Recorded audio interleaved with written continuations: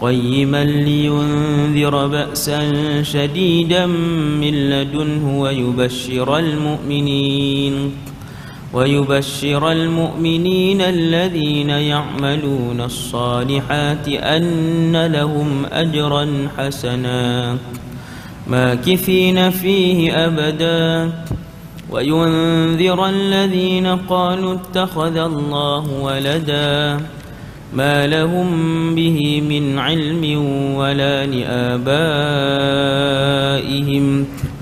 كبرت كلمة تخرج من أفواههم إن يقولون إلا كذبا فلعلك باخع نفسك على آثارهم إن لم يؤمنوا بهذا الحديث أسفا إنا جعلنا ما على الأرض زينة لها لنبلوهم أيهم أحسن عملا وإنا لجاعلون ما عليها صعيدا جرزا أم حسبت أن أصحاب الكهف والرقيم كانوا من آياتنا عجبا إذ أوى الفتية إلى الكهف فقالوا ربنا آتنا من لدنك رحمة وهيئ لنا من أمرنا رشدا صدق الله العظيم صلى الله ربنا على النور المبين أحمد المصطفى سيدي المرسلين صلى الله ربنا على النور المبين أحمد المصطفى سيدي المرسلين صلى الله ربنا على النور المبين أحمد المصطفى سيدي المرسلين. السلام عليكم ورحمة الله وبركاته. أعوذ بالله من الشيطان الرجيم. بسم الله الرحمن الرحيم. الحمد لله رب العالمين والصلاة والسلام على أشرف الأنبياء والمرسلين وعلى آله وأصحابه أجمعين ولا حول ولا قوة إلا بالله العلي العظيم ولا حول ولا قوة إلا بالله العلي العظيم ولا حول ولا قوة إلا بالله العلي العظيم. أما بعد. Kita menggunakan kitab sirah. Sebelum tu nawaitul i'tikaf fi hadzal masjid sunnatan lillahi ta'ala. Bagi yang belum niat i'tikaf saja, aku beriktikaf dalam masjid ini sunat kerana Allah Ta'ala. Radina billahi rabba, kami semua redha Allah Tuhan kami. Wa bil islami dina, kami semua redha Islam cara hidup kami. Wa bi Muhammadin nabiyyan wa rasula, dan kami juga redha bahawa Muhammad sallallahu alaihi wasallam seorang nabi dan rasul. Kita menggunakan kitab sirah Ar-Rahiqul Makhtum karangan Al-Syeikh Safiyur Rahman Al-Mubarakfuri. Sirah kekasih kita semua dan juga kekasih Allah Subhanahu wa taala, iaitulah junjungan besar kita Nabi Muhammad sallallahu alaihi wasallam. Fasa kehidupan Nabi ada dua, di Mekah selama 53 tahun, kemudian Nabi berhijrah ke Madinah dan menetap selama 10 tahun sehingga Nabi wafat. Jumlah keseluruhan umur Nabi 63. Hak tu simple lah tu. No? Tuan-tuan balik sekali. Anak ada berapa orang? Tanya seorang-seorang, tengok Nabi wafat umur berapa? Soalan tu dah. seorang-seorang. Ala ada 6 tanya 6. Kenal tak Nabi kita sallallahu alaihi wasallam? Jadi kitab yang kita guna ni dah fasa Mekah dah habis. Fasa Mekah 53 tahun kita dah habis bincang sejak daripada Nabi lahir sampailah menjadi Rasul ketika berusia 40, kemudian menyebarkan Islam di Mekah selama 13 tahun. 40 campur 13 jadi 53. Habis sebar Islam di Mekah, Allah arahkan Nabi dan para sahabat untuk berhijrah ke Madinah, wajib. Maka Nabi pun berhijrah ke Madinah. Walaupun baru tahun pertama sampai ke Madinah, Nabi telah mendengar desas-desus bahawasanya Makkah masih berdendam. Kepimpinan kerajaan Mekah dan orang-orang Mekah masih berdendam dengan Muhajirin yang berhijrah ke Madinah Al-Munawwarah. Katanya mereka nak serang Madinah. Nabi nak kenal pasti, Nabi hantar Sariyah. Dalam bahasa Arab namanya Sariyah, plural dia, jamak dia Saraya, pengintip. Pasukan pengintip dibenarkan dalam Islam ketika mana negara Islam berhadapan dengan ancaman musuh. Nabi pun hantar pasukan ni balik bagi tahu, ya Rasulullah, mereka telah meluluskan di peringkat parlimen untuk menyerang Madinah. Memang nak serang sungguh. Duit dari segi keuangan pun sudah pun dibincangkan. Mula itu Nabi baru sampai tahun 1, Mekah dah ready dah. Sebab tu Nabi pun mula susun strategi, antaranya Nabi halang dan tutup jalan-jalan yang nak membekalkan ekonomi dan juga kekuatan keuangan kepada negara Mekah. Sebab tu Nabi sekat. Nabi sekat jalan, Nabi sekat. Itu antara strategi dia. Kemudian pada tahun 2 berlaku perang yang besar yang sangat kekal dan nostalgia dalam sirah, iaitulah perang Badar Al-Kubra, nama dia, Ghazwah Badar Al-Kubra, tahun 2 Hijrah. Baru 2 tahun orang dah main serang. Maka Nabi berperang, bergantung kepada Allah, dan juga para sahabat pun sama, bergantung kepada Allah sepenuhnya. Akhirnya umat Islam menang besar dalam perang Badar. Ramai menteri-menteri kanan Quraisy yang mati dalam perang Badar. Antara yang paling terkenal ialah Abu Jahal. Abu Jahal yang paling kanan menteri di Mekah, dia mati dalam perang Badar. Maka jadi tamparan yang besar kepada penduduk Mekah seluruhnya, daripada kepimpinan dia, kerajaan dia, sampailah orang biasa. Abu Sufyan bernazar untuk tidak membasahkan rambutnya ke badannya sehinggalah orang Islam dikalahkan semula. Tahun 2 Abu Sufyan dia mula buat persiapan, sampailah tahun 3 akhirnya persiapan pun lengkap. Berlaku perang yang kita dah bincang pada 2 minggu yang lepas, iaitu perang tahun 3. Perang apa tuan? Perang Uhud. Perang Uhud. Ini 2 nama yang sangat besar. Badar tahun 2, tahun 3 berlaku perang Uhud. Mukaddimah saya tadi tuan-tuan dah nampak, oh yang tu dia punya kronologi dia dan juga dia punya gambaran dia. Maka dengan sebab tu dalam perang Uhud, Abu Sufyan yang merupakan panglima perang 1 Quraisy, dia panglima perang 1, dia gunakan kekuatan kewangan Mekah habis-habisan, kumpulkan sebanyak mungkin tentera. Mereka menghimpunkan lebih kurang 1,000 orang, 3,000 orang tentera di pihak Quraisy.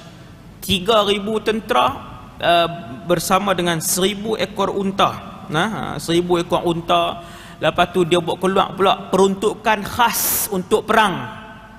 Kerajaan Mekah buat keluar pula peruntukan khas untuk perang, 50,000 dinar emas. Buat keluar pula peruntukan macam banyak lah. Kali ini semuanya bersemangat, mesti kena bagi malu pula kerajaan Islam Madinah. Sebab tahun lepas, baru je tahun lepas, seluruh semenanjung tanah Arab tersebar berita kerajaan Mekah lama. Mekah ni kerajaan lama. Kerajaan Mekah lama dikalahkan oleh kerajaan Islam yang baru ditubuhkan oleh Rasulullah. Sudahlah baru 2 tahun. Bilangan tentera pula ketika tu hanya 313 saja. Depa malu besar. Bila kerajaan Mekah malu besar, kali ni kena bagi menang besar. Nazar yang telah ditetapkan oleh Abu Sufyan, dan kali ni dia buat keluar panglima perang dia. Antaranya yang kita sebut 2 minggu lepas, kalau tuan-tuan ingat, Ikrimah ibn Abi Jahal yang kemudian masuk Islam. Lepas itulah, lama lepas tu masuk Islam. Dan yang keduanya, dalam perang Uhud, Abu Sufyan mengeluarkan seorang lagi panglima perang besar, iaitulah Khalid bin Walid radhiyallahu anhu. Dua-dua orang tu masuk. Lepas itulah, selepas itu 6-7 tahun selepas tu, dua-dua orang masuk Islam. Terkenal sebagai panglima perang yang hebat. Kemudian Abu Sufyan pun mula bergerak.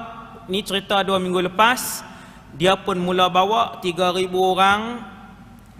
Dalam 3,000 tu 700 berperisai, 200 ekor askar, 200 ekor askar pula dah. Sebut ekor pula Khalifah noh. 200 askar berkuda. Quraisy lah. 200 ni banyak tuan noh. Sebab selalu saya sebut, kalau seorang askar yang berkuda, dia boleh lawan dengan 4 orang duduk di bawah. Tinggi, kuda tinggi tuan. Bukan tinggi kamera ni. Tinggi lagi. Kalau takat kamera ni kita lompat naik je. Dia tinggi lagi belakang dia tu. Jadi bila dia tinggi, dia pegang pedang, dia boleh libas. Seorang askar yang berkuda, dia boleh lawan dengan 4 orang keliling dia, bahkan lebih. Zaman umat Islam menakluk Rom dan Parsi, seorang panglima ataupun seorang prajurit Islam, pejuang Islam akan lawan lebih daripada 6 ataupun 8 orang setiap orang. Jadi kali ini musyrikin bawa sangat ramai, 3,000 orang. Dia pun mula keluar. Semua berita, pergerakan, strategi, siapa yang jadi ketua, siapa yang duduk di sayap kanan, duduk di sayap kiri, tentera Quraisy, semua ni dibocorkan oleh ponakan Nabi yang bernama, siapa ingat? Al-Abbas. Ponakan Nabi nama Abbas, yang mana ketika tu Abbas berada di kota Mekah. Abbas duduk di Mekah. Nabi berhijrah, dia tak hijrah. Dia berada di kota Mekah dan dia merahsiakan keislamannya. Tuan, waktu Nabi berdakwah, ada berapa puluh orang di kalangan sahabat yang sampai ke sudah Quraisy tak tahu mereka ni Islam. Quraisy tak tahu. Mereka merahsiakan keislaman mereka. Antaranya bapa saudara Nabi yang juga sangat menyayangi Rasulullah, namanya Al-Abbas. Abbas tulis surat lengkap, surat tu dengan semua maklumat penting, maklumat sulit tentang pergerakan dan strategi tentera. Abbas upah satu orang penunggang kuda mahir. Akhirnya penunggang kuda mahir ni dalam masa 3 hari merentas lebih kurang 450 ataupun 500 km sampai kan surat itu kepada Nabi yang ketika itu berada di Masjidul Quba bersama dengan beberapa orang sahabat, antaranya Ubay bin Ka'ab. Bila Nabi baca, Nabi pun panggil, Nabi serah ke Ubay, Ubay pun baca. Kerana Rasulullah tidak membaca dan tidak menulis, itu mukjizat Nabi sallallahu alaihi wasallam. Jadi Nabi pun serahkan Ubay bin Ka'ab. Ubay bin Ka'ab. Selalu kita ulang nama satu orang sahabat yang Nabi puji. Nabi kata, siapa nak dengar bacaan Al-Quran seperti Jibril baca, dengarlah bacaan Ubay bin Ka'ab. Aqra'ukum Ubay, kata Nabi, manusia yang paling mahir dengan Quran di kalangan kalian, dengan bacaan Quran, adalah Ubay bin Ka'ab. Kita tak kenal, tapi dia sahabat kanan Nabi sallallahu alaihi wasallam, sahabat kanan Nabi, antara penulis wahyu, jawatan kuasa pengumpul Al-Quran yang diketuai oleh Zaid ibn Thabit, dan dia adalah manusia yang lidahnya sama seperti Jibril alaihissalam waktu baca. Dia punya lahjah dia punya dengung dia tak lari. Sebab tu Nabi puji dia, Nabi kata aqra'ukum Ubay. Kemudian bila Nabi baca surat tadi, Nabi pun bermesyuarat bersama dengan para sahabat radhiyallahu anhum apa yang nak dilakukan. Maka para sahabat pun ketika itu membuat keputusan dengan Rasulullah, terus mula berjaga-jaga. Madinah dalam keadaan berjaga-jaga. Dia panggil dalam bahasa Arab an-nafirul am. Kena dengar ni tuan-tuan, orang lelaki terutamanya, perkataan tu kena faham. An-nafirul am. Dalam sebuah kerajaan Islam, apabila kerajaan Islam menerima ancaman ataupun keluar nak pergi berperang, maka khalifah akan melancarkan an-nafirul am, seruan jihad am. Semua laki-laki adalah wajib untuk keluar dan menyertai pasukan ni. Dia bukan pilihan. Isi borang nak pergi tak berjihad, silakan raid pada kotak yang ada. Oh tak. Bila keluar an-nafirul am, surat rasmi daripada khalifah, semua laki-laki yang sihat, laki-laki yang tak ada masalah, yang laki-laki orang tua tak diwajibkan, kanak-kanak 14, 13 tidak diwajibkan. Ni hak sihat semua ni akan diwajibkan untuk bersama dengan katibah. Dia panggil katibah. Ni semua bahasa perang. Bahasa perang yang perlu diperdengarkan kepada generasi hari ni. Nah, sebab generasi hari ni dia duk tengok istilah perang dalam game je. Kan apa nama ni, macam-macam lah istilah perang hak dalam game. Ada kubu-kubu juga saya tengok kan. Bukan saya main, saya tengok duduk sebelah, duduk parti dia pemain kan. Kemudian Nabi pun bermesyuarat, sahabat-sahabat pun semua bahagi tugas. Nabi panggil, bukan semua sahabat lah, Nabi panggil yang kanan. Di Madinah apabila nak bermesyuarat, Nabi akan panggil pimpinan kepada 3 kumpulan. Apa dia tuan-tuan? Aus, Khazraj, Muhajirin. Nabi akan panggil ketua-ketua Aus, ketua-ketua Khazraj dan juga ketua-ketua Muhajirin, orang-orang kanan di kalangan Muhajirin. Mereka ni akan berimpun mai. Nabi kata ni sampai surat dah daripada bapa saudaraku, bagi tahu tentang strategi, semua maklumat lengkap tentang tentera, bilangan tentera, depa nak keluar kok mana, berapa orang depa, berapa tentera berkuda, berapa berperisai, semua ada dalam kertas sulit, surat sulit yang dihantar oleh Abbas. Maklumat itulah yang dibentangkan oleh Nabi SAW kepada para sahabat. Mereka pun bahagi tugas. Ada yang jaga di bahagian pintu masuk, ada yang Makam Madinah ketika itu telah pun diseru dengan semboyan perang. Itu bahasa kita. Dalam bahasa Arab dia panggil an-nafirul am, semua pakai ambil tugas. Termasuk wanita-wanita boleh ambil tugas juga. Ketika itu Nabi bagi tugas yang sesuai. Antaranya berada di atas bumbung rumah dan melihat ke arah jauh kalau ada musuh yang sedang datang. Muslimah sesuai lah tugas dia, tengok ya. No, 10 orang muslimah di kawasan sini, lorong ni, duduk atas. Orang Arab rumah depa atas boleh naik selalunya, atas sutuh dia panggil, atas bumbung. Kita rabat bumbung terbalik lah. Depa bumbung depa boleh naik, hampak tikar, berkelah, makan bawa dia bumbung dia memang boleh naik. Walaupun rumah tu di bandar.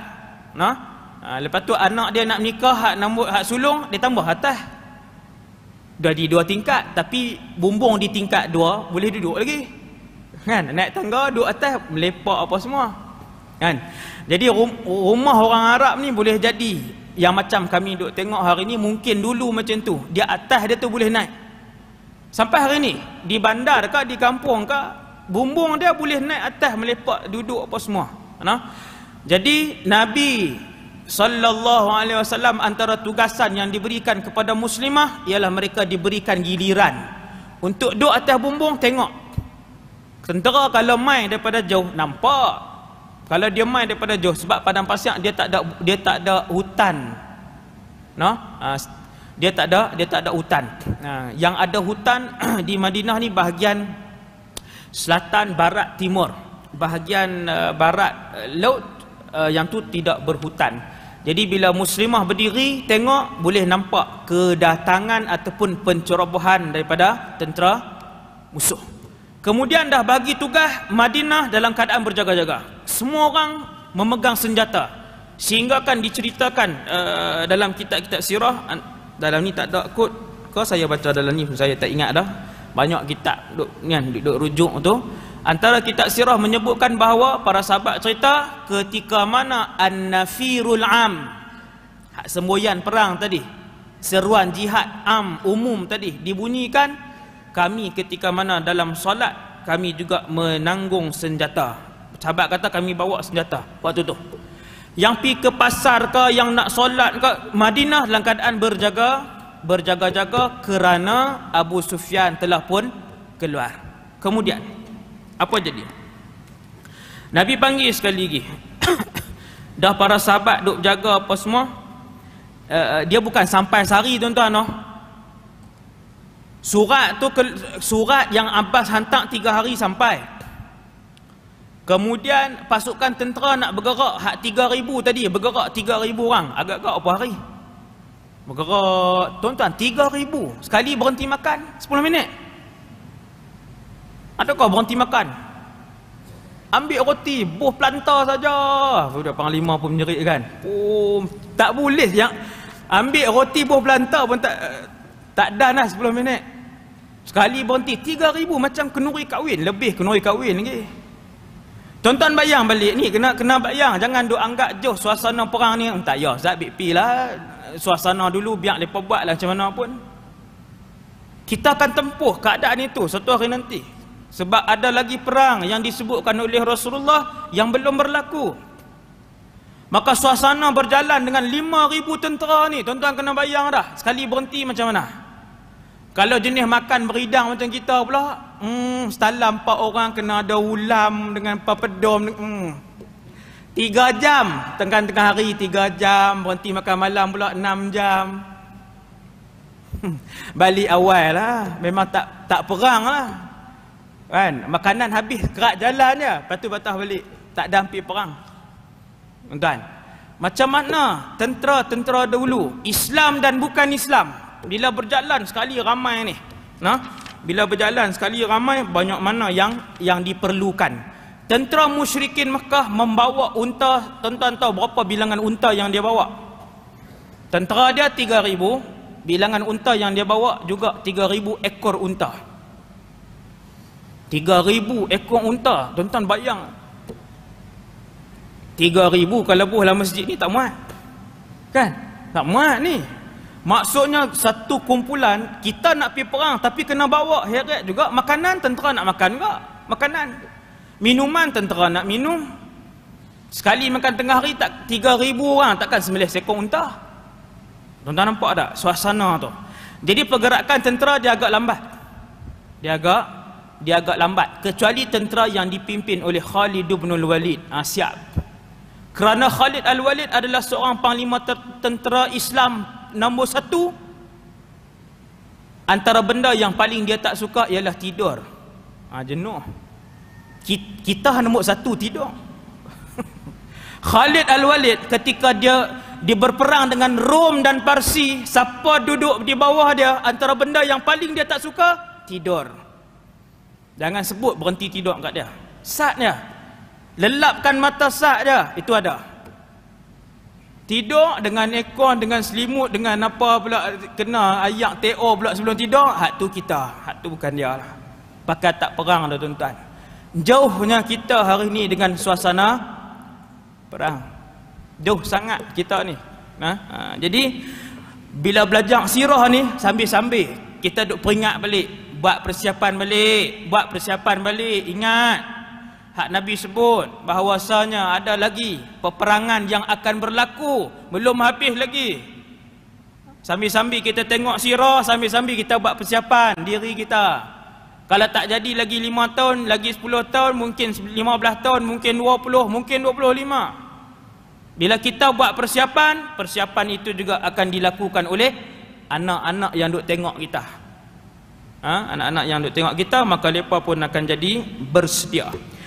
Kemudian Nabi pun dalam tempoh Quraisy yang dipimpin oleh Abu Sufyan, 3,000 tentera, 200 tentera berkuda, 3,000 ekor unta untuk dimakan, sebahagian ditunggang sebagainya, duk bergerak pelan-pelan lah. Madinah duk bersedia. Nabi panggil sekali lagi para sahabat yang besar, ketua-ketua Aus, ketua-ketua Khazraj, ketua-ketua Muhajirin. Nabi panggil. Nabi kata, semalam aku mimpi Rasulullah. Kata Nabi, demi Allah semalam aku mimpi. Dalam mimpi yang panjang, aku melihat lembu-lembu disembelih. Mimpi Nabi. Nabi kata, semalam aku mimpi, aku tengok ada lembu-lembu yang disembelih. Kemudian aku melihat hulu pedangku ataupun mata pedangku sumbing. Hulu pedang Nabi atau mata pedang Nabi jadi sumbing. Sumbing teruk mata pedang Nabi. Dan yang ketiga, kata Nabi SAW, Nabi memasukkan tangan dia ke dalam baju besi dia. Nabi tengok dalam mimpi tu, Nabi masuk tangan dia dalam baju besi. Rasulullah SAW, tuan-tuan, Nabi berkongsi dia punya mimpi dia. Ini dekat-dekat nak perang. Antara ilham yang dihantar oleh Allah, panduan yang dihantar oleh Allah adalah melalui mimpi. Rasulullah mimpi. Kadang-kala Allah hantar kepada Nabi maklumat ataupun ilham melalui mimpi. Dan banyak hadis mimpi-mimpi Rasulullah sallallahu alaihi wasallam. Siapa yang nak takwil? Nabi cerita kat sahabat, sahabat tanya, ya Rasulullah, apa maksud tiga-tiga tu? Nabi sendiri mentakwil. Nabi kata, hak lembu tu kena sembelih tu maksudnya beberapa orang di kalangan sahabat-sahabatku akan terbunuh dalam perang ini. Hadis ini sahih. Kemudian kata Nabi, mata pedangku yang sumbing ataupun hulu pedangku yang sumbing itu tandanya salah seorang daripada ahli keluargaku yang terdekat akan mati syahid. Ada ahli keluarga Nabi dalam tu? Waktu Nabi duk prepare perang Uhud ni ada dah? Ada. Dalam tu ada Ali ibn Abi Talib, dalam pasukan tu ada Hamzah ibn Abdul Muttalib. Ahli keluarga Nabi yang dekat tu ada dalam tu. Tetapi bila Nabi sebut dia dalam perang ini, bila aku tengok mata pedang yang aku ni sumbing, bermaksud salah seorang ahli keluarga aku akan mati syahid. Ahli keluarga Nabi seorang pun tak tarik diri. No? Siapa pun tak tarik diri dan masih meneruskan dalam situ. Dan Nabi sebut yang terakhir, kata Rasulullah, adapun aku memasukkan tanganku ke dalam baju besi, itu antara Nabi yang pakar tentang mentafsir mimpi ni ialah Nabi Yaqub alaihissalam dan juga Nabi Yusuf alaihissalam. Dua-dua orang ni pakar mentafsir mimpi. Buat mainlah mimpi apa pun. Maka Nabi SAW juga seorang yang pakar dalam mentafsirkan mimpi. Nabi juga ada kemahiran tu. Sebab tu kalau saya sebut kat tuan-tuan, tak saat pedang sumbing, lembu kena sembelih, Nabi masuk tangan dia. Apa dia? Kita pun tak tahu. Suruh hentam boleh. Kan? Kalau ada 200 orang ni, akan ada 200 pendapat. Kan? Sonoklah mengentam. Tapi Alhamdulillah, tafsiran mimpi itu ditafsirkan oleh Nabi. Nabi pun sebut satu. Yang ketiga, Nabi kata, aku bawa masuk tangan ke dalam perisai besi itu bermaksud kita mesti berperang, kita kena duduk dalam Madinah, jangan keluar. Maksudnya tunggu dalam Madinah. Tunggu di pintu-pintu Madinah. Bila mereka masuk, kita serang. Dan kata Rasulullah, kenapa kita kena tunggu dalam Madinah? Nombor satu, kita tunggu di pintu-pintu, di bukit. Dan yang keduanya, Allahumma salli ala Muhammad, ketika Rasulullah membentangkan pendapat dia bahawasanya kita kekal dalam Madinah, duduk di sini sebab aku mimpi dan aku rasa takwil itu begitu, iaitu kita kekal dalam Madinah. Majoriti para sahabat ketika itu ajak Nabi, ya Rasulullah, jom kita keluar. Ya Rasulullah, jom keluar daripada kota Madinah, kita berperang di tengah-tengah padang. Baru nampak perang betul. Apabila Hamzah pak menakan Nabi, orang yang paling semangat sekali, pujuk Nabi SAW. Hamzah pujuk Nabi, jomlah ya Rasulullah, kita bertempur habis-habisan. Kalau kita duduk dalam ni kawasan kecil. Perang Badar, Nabi keluar bukan berperang, Nabi keluar untuk tahan kafilah perdagangan Abu Sufyan, bukan nak perang. Maka perang Badar ketika tu tidak diwajibkan waktu Nabi keluar tu. Sebab tu ada sebahagian sahabat yang duduk dalam kota Madinah dan dia bukan satu kelemahan. Tak, memang Nabi bagi pilihan, siapa nak keluar jom. Adapun perang lepas tu semua wajib keluar. Maka sahabat-sahabat yang tak dan keluar dalam perang Badar, mereka kata, ya Rasulullah, kami tak sempat tahun lepas, kami nak berperang sungguh kali ini, jom kita keluar. Tuan-tuan yang dirahmati Allah, antara pemimpin-pemimpin yang main ni, nama dia Abdullah bin Ubay bin Salul. Tuan-tuan pernah dengar ada nama ni? Abdullah bin Ubay bin Salul ni kepala munafik di Madinah. Dia masuk Islam betul-betul sebab dia nak dapat pangkat. Kok Nabi nak bagi kat dia 1-2 portfolio kah? Sebab sebelum Nabi sampai daripada Mekah, penduduk Madinah hampir-hampir saja melantik Abdullah bin Ubay bin Salul sebagai presiden Madinah Al-Munawwarah. Berapa bulan je sebelum Nabi sampai. Kemah telah ditempah, pakaian rasmi telah ditempah, taj telah ditempah. Orang Madinah tak nak tengok Rasulullah sebahagian besar. Mereka tak kenal peribadi Nabi hak sangat-sangat mulia ni, sebahagian besar tak pernah tengok. Majlis persiapan, majlis untuk melantik Abdullah bin Ubay bin Salul sebagai presiden dah dibuat dah. Kad buat keluar dah. Tiba-tiba Nabi mai. Ketika Nabi mai, orang Madinah kesemua melihat Rasulullah. Tuan-tuan, orang baik ni macam mana kita tengok orang baik? Dengan tubuh badan Nabi yang sasa, pakaian Nabi yang bersih, kemas, rupa Nabi yang segak, perangai dia bagus, dengan Nabi mahir berpidato.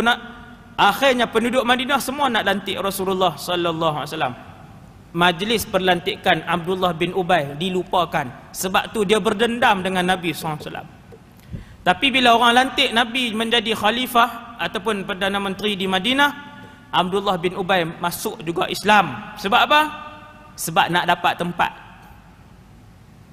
Maka semua orang Islam tahu kepala munafik nombor 1 di Madinah namanya Abdullah bin Ubay bin Salul.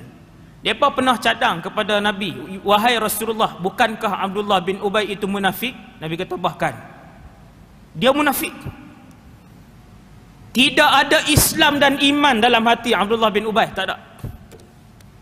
Bahkan dia kepala munafik. Kemudian sahabat kata, ya Rasulullah, kenapa tidak dibunuh Abdullah bin Ubay?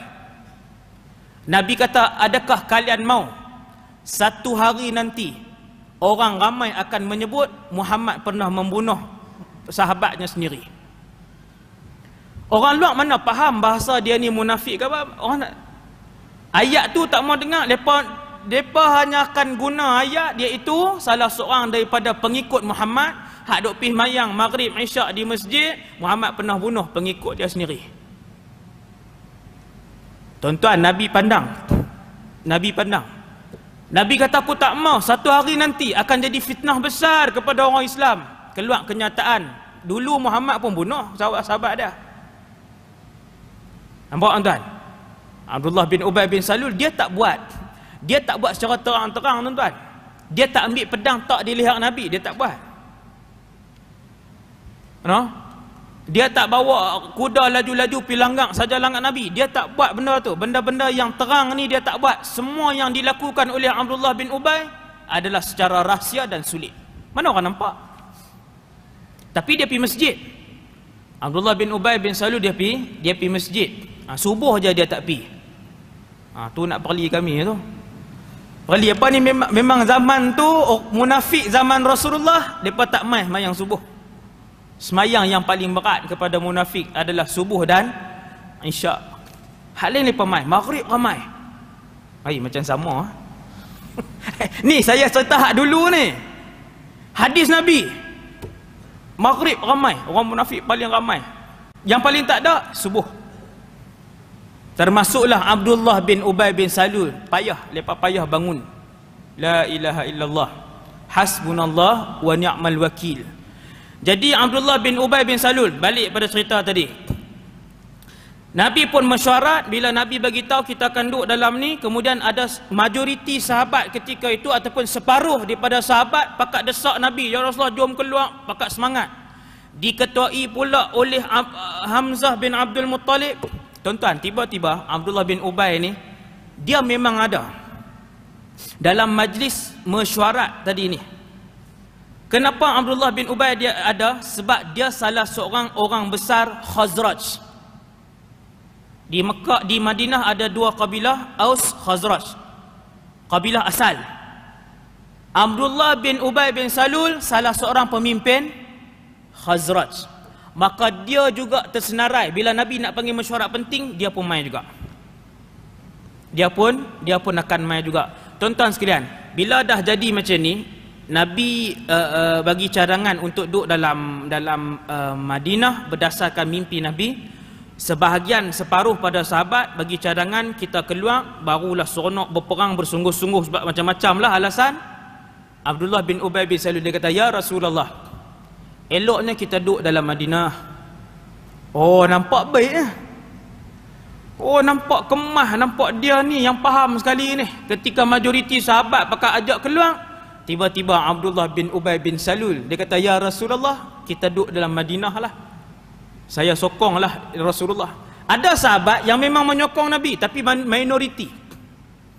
Semua nak perang, bukan nak engkar arahan Nabi, tapi mereka bagi cadangan, boleh tak ya Rasulullah, jom kita pergi keluar. Maka Abdullah bin Ubay bin Salul waktu tu nampak macam baik. Dia kata, ya Rasulullah, kita duduk dalam lah. Aku setuju seperti mana cadangan Rasulullah dan juga sebab-sebab yang telah dikemukakan oleh Nabi. Sahabat tahu dah, jenis Mangku Ayun ni kan, dia cakap ni ada benda. Hak Mangku Ayun ni jenis virus yang duduk dalam jemaah ni, pasukan Islam ketika tu. Sahabat kenal bila dia cakap ni, hang bukan nak sokong Nabi, naknya mesti ada benda lain. Akhirnya barulah pecah kepada semua sahabat, dia ni cadang suruh duduk dalam Madinah memang sebab dia takut perang. Kerana orang-orang munafik memang takut berperang, takut nak tinggal dunia, mereka takut nak tinggal harta, nak tinggal rumah, nak tinggal ladang. Dia tak sanggup nak tinggal keluarga. Munafik.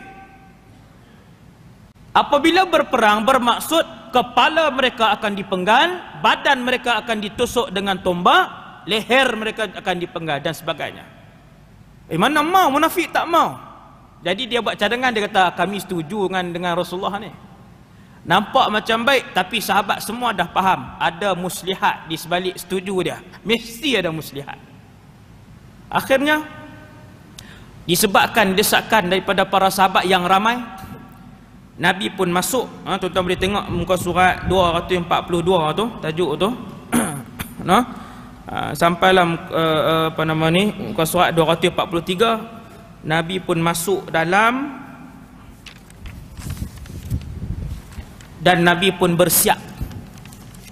Nabi setuju dengan pendapat ramai para sahabat, tak apa, kita keluar. Kita keluar. Dia dah berbincang panjang apa semua, setuju untuk berperang di luar kota Madinah. Tuan-tuan yang dah pergi umrah Madinah, lepas tu kawasan Uhud 5-6 km juga kan, di luar kota Madinah. Maka Nabi pun setuju, Nabi pun masuk dalam rumah. Nabi ditemani oleh dua orang kawan karibnya, Abu Bakar dan Umar. Muka surat 244, perenggan atas sekali. Lepas habis mesyuarat, lepas mayang Zuhur, bersama dengan majlis pemesyuratan tertinggi ketenteraan Islam, anggota-anggota tadi ni, Nabi pun masuk dalam, Abu Bakar dan Umar pun turut. Mereka membantu Rasulullah mengenakan pakaian jihad, baju besi. Baju besi bukan pakai macam singlet, kan? Bukan macam sarung jaket sejuk tau. Oh, hak tu baju besi ni orang main kad. Sekali kawan tu bawah kat kawan ni pula baju besi. Siapa yang pakaikan baju besi kepada Nabi dalam perang Uhud? Abu Bakar dan Umar.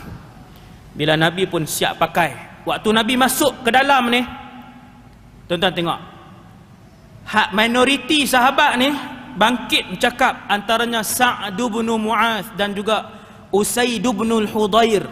Tu sebutan nama tu.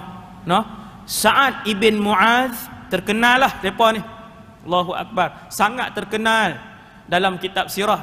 Seorang lagi nama Usaid bin Hudayr. Kedua-duanya antara pemimpin yang besar. Mereka bangun, mereka bercakap, mereka kata, tidak sepatutnya kalian memaksa Nabi SAW. Oh, semua pakat asal salah. Hampa tak kenal ke duk dengan Nabi lama dah. Muka Nabi ni kalau Nabi seronok macam mana, kalau Nabi tak seronok macam mana, kalau Nabi setuju macam mana. Tidak sepatutnya kalian paksa Nabi keluar. Nabi dah bagi cadangan dah, duk dalam Madinah. Semua pakat asal salah. Nabi duk bersiap di dalam. Ni muka surat 242, 44 cerita ni. Dan semua kitab sirah pun ada cerita ni.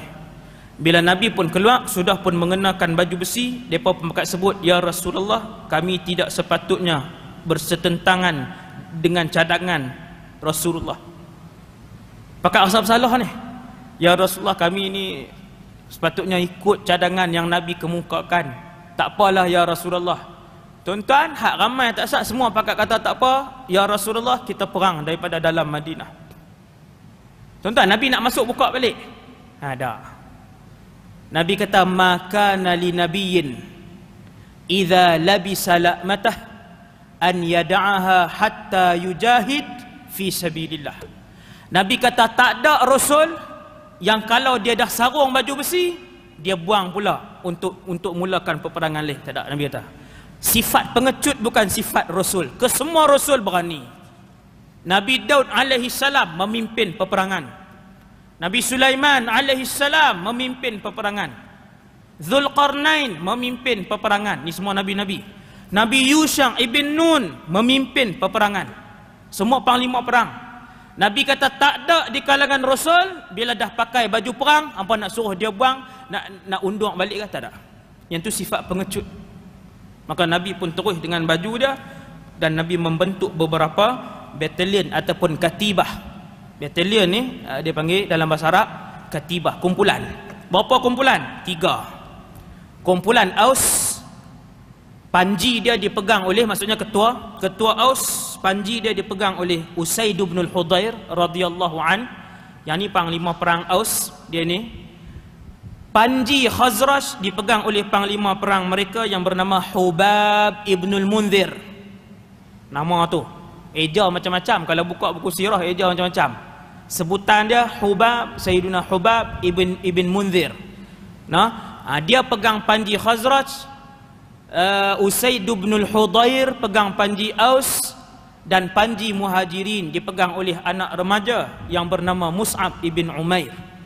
3 panji Nabi serah. 3 panji. Kemudian tentera Islam pun keluar dengan 1000 orang, termasuklah Abdullah bin Ubay bin Salul, hak kepala munafik tadi. Ada satu benda menarik tuan-tuan, sebelum kita tutup majlis malam ni, 5 minit. Ada satu benda menarik yang ada dalam sejarah, dalam sirah Islam ni, ialah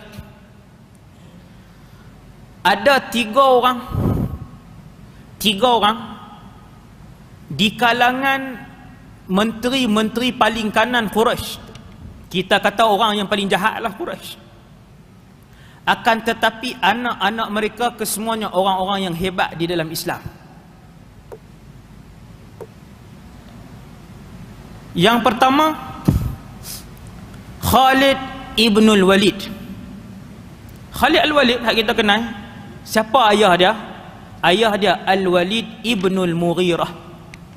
Walid ibnul Mughirah ni, kalau ada benda besar dalam Mekah yang semua orang tak tahu, maka dia akan buat keputusan. Kanannya dia dalam kota Mekah, dan dia manusia paling kaya dalam kota Mekah, nombor 1. Walid ibnul Mughirah manusia terkaya di kota Mekah, ayah Khalid al-Walid. Dia punya belanja harta dia untuk lawan dengan Nabi SAW, tetapi anak dia Islam. Nombor 2, Ikrimah bin Abu Jahal, anak Abu Jahal. Tuan-tuan, Abu Jahal tak usah sebutlah, Nabi gelar Abu Jahal ni Fir'aun umat ini. Punya jahat Abu Jahal ni berkali-kali dia sendiri cuba bunuh Nabi, dia sendiri biaya komplot satu pasukan untuk membunuh Rasulullah SAW. Tapi anak dia masuk Islam dan jadi orang besar dalam Islam, iaitu anak dia Ikrimah. Jadi sahabat besar, sahabat yang sangat masyhur, Ikrimah bin Abu Jahal. Tapi bin Abu Jahal. Tengok, Subhanallah. Hidayah Allah Azza wa Jalla. Sebab tu tuan-tuan tengok anak beranak jahat, jangan kata pergi, tunggu saat kok anak taubat. Kan? Boleh jadi anak tu bertaubat. Kan kita nampak ayah dulu jahat, dia pun jahat juga. Jangan benci 100% lagi, simpan sikit. Ni kalau Tuhan bagi, ni macam mana tuan-tuan? Abu Jahal dengan Ikrimah anak dia dulu, dua-dua orang ni sama jahat. Tiba-tiba satu hari Allah bagi hidayah 180 darjah. Subhanallah. Ikrimah menjadi salah seorang panglima kanan perang pada zaman Umar bin Al-Khattab. So Islam. Dan nombor 3 yang Islam, anak siapa? Anak Abdullah bin Ubay bin Salul masuk Islam. Dan menjadi orang Islam yang baik, sahabat yang hebat. Anak dia nama apa? Anak dia nama Abdullah juga. Maka anak dia nama Abdullah bin Ubay bin Salul. Dah nah? Tu tiga benda ada dalam sirah ni, yang disebutkan oleh para ulama. Benda hak kita kena tengok, nah. Kemudian Nabi pun bawa keluar 1000 orang tentera. Berapa orang pakai baju besi? 100 orang. 50 pasukan berkuda. Nabi keluar daripada Madinah. Siapa jaga Madinah? Abdullah ibn Ummi Maktum. Buta tapi hebat. Sahabat yang kerananya turun surah Abasa wa Tawalla an ja'ahul a'ma. A'ma seorang yang buta. Siapa si buta yang disebut dalam surah Abasa? Abdullah ibn Ummi Maktum, tukang azan kedua Nabi SAW. Kita kenal Bilal je. Abdullah bin Ummi Maktum kita tak kenal. Waktu Nabi keluar perang Uhud, dia yang menjadi imam di Masjid An-Nabawi. Hebat, sahabat-sahabat yang hebat. Maka Nabi pun keluar dengan pasukan tadi. InsyaAllah kita akan sambung. Nabi bawa melalui mana, Nabi berhenti di mana, apa semua tu dalam kuliah yang akan datang. Wallahu subhanahu wa ta'ala ala wa alam. Kita tutup dengan tasbih kafarah dan suratul Asr. Subhanakallahumma bihamdik asyhadu an la ilaha illa anta astaghfiruka. Bismillahirrahmanirrahim. Wal 'asr innal insana lafi khusr illa alladziina amanu. Bismillahirrahmanirrahim. Alhamdulillah wassalatu wassalam ala Rasulillah wa ala alihi washabihi man walah. Allahumma 'allimna ma yanfa'una, ya Allah ajarkanlah ilmu yang bermanfaat pada kami. Wanfa'na bima 'allamtana, manfaatkanlah ilmu yang kau curahkan kepada kami. Wa zidna 'ilman wa 'amalan wa ikhlasan fi hayatina. Tambahkanlah kepada kami ya Allah ilmu, amal ibadah dan keikhlasan dalam kehidupan kami. Ya Allah ya Tuhan kami, sekiranya ada di kalangan kami salah seorang yang akan dimasukkan ke dalam syurga-Mu ya Allah, maka dengan kasih sayang-Mu kepadanya ya Allah, makbulkanlah doa kami pada malam ini. Lihatlah kami ya Allah, masukkanlah kami juga ke dalam syurga-Mu untuk mendapat redha-Mu dan redha Nabi-Mu, melihat wajah-Mu, berada di samping Nabi Muhammad sallallahu alaihi wasallam. Walhamdulillahirabbil alamin. Assalamualaikum warahmatullahi wabarakatuh.